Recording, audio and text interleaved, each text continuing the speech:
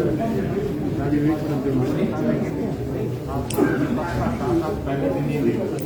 Budget session का पहला opposition ने वॉकआउट किया है ऑन गवर्नेंस वीक।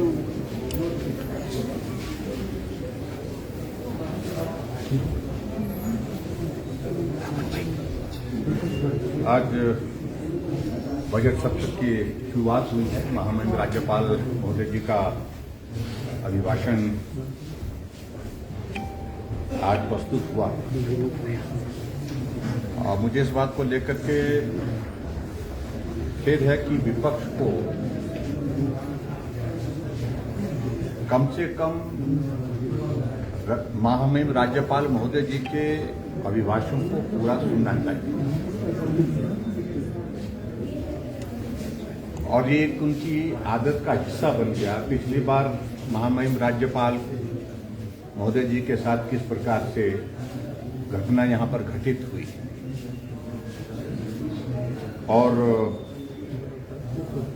संवैधानिक मर्यादाओं का उल्लंघन हुआ और उसी प्रकार से आज भी महामहिम राज्यपाल महोदय जी के अभिभाषण के दौरान बीच में उठ करके वॉकआउट करना, मैं समझता हूं ये एक अच्छा निर्णय नहीं था, एक सही निर्णय नहीं था। और जिस प्रकार का वो जिक्र कर रहे थे कि ये झूठ का पलिंदा है, महामहिम राज्यपाल महोदय जी के अभिभाषण में तमाम वो चीजें थी जो हमने पिछले 4 वर्षों में हिमाचल प्रदेश की जनता के लिए सेवा करते हुए समर्पित की। इसमें कौन सा झूठ का पुलिंदा उनको लग रहा है, कौन सी बात झूठ? अगर इसके बारे में अगर वो कहते तो समझ में बात आ जाए। अगर महामहिम राज्यपाल महोदय जी के अभिभाषण में इस बात का जिक्र आया कि पूर्व में हिमाचल प्रदेश में वर्तमान सरकार के आने से पहले ऑक्सीजन के प्लांट सिर्फ 2 थे और आज हिमाचल प्रदेश में 48 ऑक्सीजन के प्लांट हैं, क्या झूठ है? बताएं। वेंटिलेटर हिमाचल प्रदेश में पूर्व सरकार के दौरान जो लंबे समय तक सत्ता में रही 50 थे, 50 में से 30 चलते थे, 20 नहीं चलते थे। मेरे पास स्वास्थ्य विभाग था जब कोविड का दौर आया। आज 1014 ऑक्सीजन वेंटिलेटर हिमाचल प्रदेश में है, क्या झूठ है? आईसीयू बेड की संख्या मात्र 52 थी हिमाचल प्रदेश में। हम हिमाचल प्रदेश का स्टेटहुड का 50 वर्ष का कार्यकाल मना रहे थे और आज हिमाचल प्रदेश में 557 आईसीयू बेड्स हैं, क्या झूठ है इसमें? ऑक्सीजन सिलेंडर हिमाचल प्रदेश में इस कोविड के आने से पहले जो कांग्रेस की गवर्नमेंट रुखसत हुई, हमारी सरकार सत्ता में आई तो 3000 से भी कम थे, लगभग 2800 के लगभग थी और वर्तमान में ऑक्सीजन के सिलेंडर्स हमारे पास 17,000 हैं, क्या झूठ है इसमें? अगर नई इनिशिएटिव लेने की अगर हमने बात कही है, हमने कहा कि private sector investment Himachal Pradesh में लाना चाहिए, कांग्रेस की सरकार में सिफर था इस दृष्टि से कहा। आज हिमाचल प्रदेश में हमने 41,500 करोड़ रुपए के जो एमओयू साइन हुए थे, एमओयू में से ग्राउंड ब्रेकिंग 41,500 करोड़ रुपए की ग्राउंड ब्रेकिंग कर दी। 13,500 करोड़ रुपए की अमित शाह जी ने की, 28,000 करोड़ रुपए की आदरणीय प्रधानमंत्री नरेंद्र मोदी जी ने की। इसमें क्या झूठ है? अगर आज हिमाचल प्रदेश में एसडीएम के दफ्तरों की संख्या क्या सब 78 के लगभग है, जिसमें 7 एसडीएम के दफ्तर हमारी सरकार ने खोले। हिमाचल प्रदेश में 2 कॉर्पोरेशन हुआ करती थी, एक शिमला, एक धर्मशाला। लंबे समय तक सत्ता में रहने के बाद आज 5 कॉर्पोरेशन है, जिसमें से 3 हमारी सरकार ने खोली। पिछले 15 वर्षों से हिमाचल प्रदेश में एक भी पंचायत का गठन नहीं हुआ था। हमने 415 पंचायतों का, नई पंचायतों का गठन हिमाचल प्रदेश में किया है। नगर परिषदों का किया, नगर पंचायतों का किया, पीडब्ल्यू के डिवीजन, बीडीओ ऑफिस, जल शक्ति मंत्रालय के डिवीजन,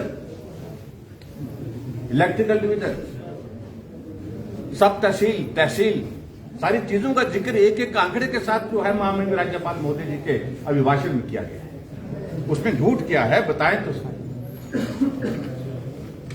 और उसके साथ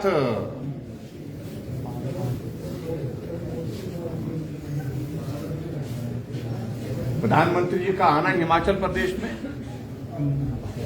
चाहे वो अटल टनल के लिए आए, इनॉग्रेशन के लिए, चाहे वो इन्वेस्टर्स मीट के लिए धर्मशाला आए, चाहे 1 साल के कार्यकाल पूरा होने पर धर्मशाला आए, चाहे 4 साल का कार्यकाल पूरा होने पर मंडी आए। हिमाचल के इतिहास में 11,500 करोड़ रुपए का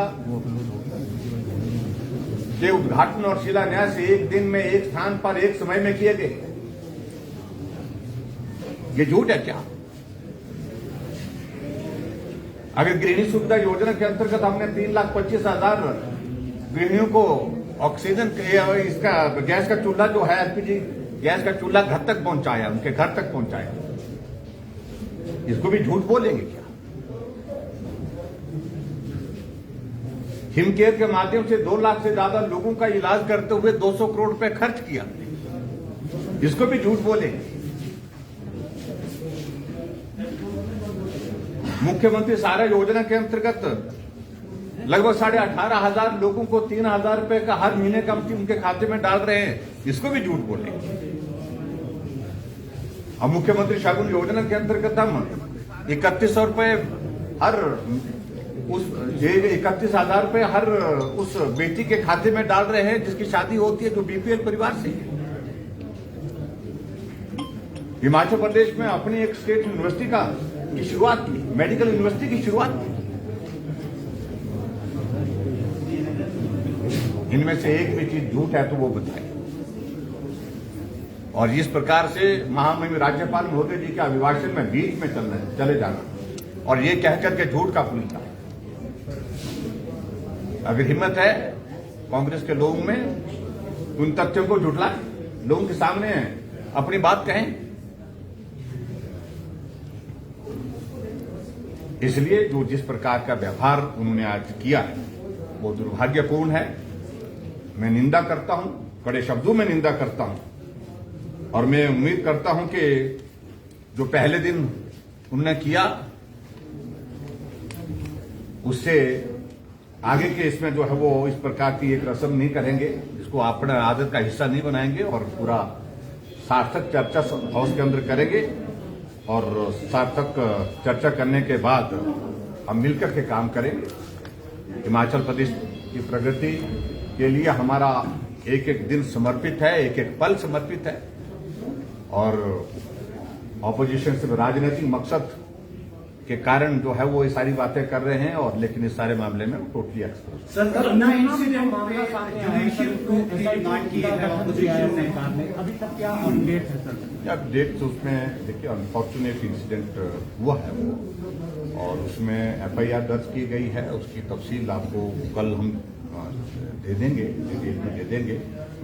मिनिस्टर, हमारे इंडस्ट्री मिनिस्टर आज इसके पश्चात तुरंत जो है वो मौके पर वहाँ पर जा रहे हैं, और मौके पर करने के बाद डिविजनल कमिश्नर के लिए जो है इंक्वायरी के आदेश कर दिए गए हैं। उसमें एसआईटी भी कॉन्स्टिट्यूट की गई है। और लेकिन गलत तरीके से अभी तक जो इन्फॉर्मेशन हमको मिली है उसके मुताबिक जो कुछ भी किया जा रहा है ताकि वहाँ पर बनाए जा रहे थे वो इलीगल था, और उसको कानूनी तौर पर जो मान्यता नहीं। सर, भविष्य में इस तरह की इलीगल फैक्ट्रीज विपक्ष हो विकास नहीं हुए, पर आपकी जो विधायक उनका कहना है कि उनके विधान क्षेत्र में विकास नहीं हुआ जितना होना चाहिए, और उसमें उनको समझना चाहिए वो भारतीय जनता पार्टी के विधायक हैं और उनको सरकार से सहयोग किस प्रकार से लिया जाना चाहिए, इस बात को लेकर के अगर वो काम करते हैं, परिवार के लिए ही काम नहीं करते तो शायद और बेहतर होता। लेकिन उसके बावजूद उनके वहां पर एसडीएम का कोटली का ऑफिस किसने खोला? उनके वहां पर जो डेवलपमेंट के जो प्रोजेक्ट सैकड़ों करोड़ रुपए के टूरिज्म के प्रोजेक्ट, मंडी में सिर्फ हम 150 करोड़ से ज्यादा का प्रोजेक्ट कौन शुरू कर रहा है? मंडी में डिग्री कॉलेज जो है वो लगभग 30 करोड़ की लागत से बन रहा है। वहां पर डिग्री कॉलेज की बिल्डिंग बन रही है 30 करोड़ की लागत से। मंडी में स्टेट यूनिवर्सिटी दी, वो उनको दिख नहीं रहा, उसको मालूम नहीं पड़ रहा कि यूनिवर्सिटी भी मंडी में हो सकती, सोचा भी नहीं था उनके विधानसभा क्षेत्र में। कॉर्पोरेशन वहां पर बना करके दी, उसमें भी वो खिलाफत में काम करते रहे, लेकिन उसके बावजूद भी भारतीय जनता पार्टी की वहां पर कॉर्पोरेशन बनी है। आने वाले समय में विधायक की भाजपा का बने। सर, ऊना की जो घटना हुई है, इस तरह की भविष्य में आप क्या कौन सा समाज के हर एक सेक्टर में आंदोलन चल रहे हैं, धरना प्रदर्शन करेंगे? मेरा आप सबके माध्यम से जो आंदोलन के माध्यम से अपनी बात कहने की कोशिश कर रहे हैं, बड़ा साफ संदेश है।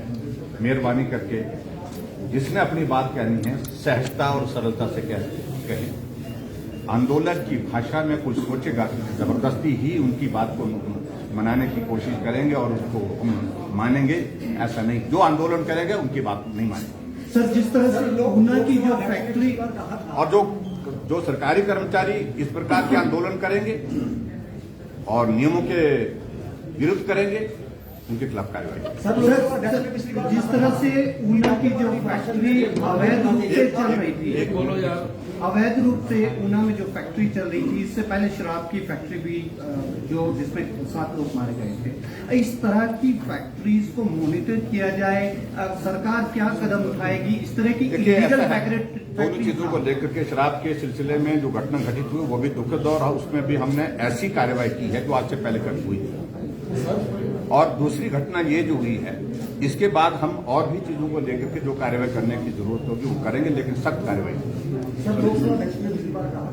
राज्यपाल भाषण में व्यवहार नहीं होना चाहिए, लेकिन ये परंपरा कांग्रेस ने बना दी है, इस परंपरा को कैसे तोड़ा जा सकता है? ये मुझे लगता है कि उनसे पूछना चाहिए आपको कि ये उनकी परंपरा कैसे बनी है, क्योंकि उनने तो सत्ता में आना नहीं, ना देश में ना प्रदेश में, तो इसलिए अपनी परंपरा को जिस तरह से बढ़ाने की कोशिश कर रहे हैं, तो उसका मतलब यही है कि उन्हें सत्ता में होना नहीं है, तो इसलिए यही जो किया जा सकता है वही कर सकते हैं। नेता प्रतिपक्ष कह रहे हैं तो विदाई की वेला है, भाजपा सरकार जाने वाली।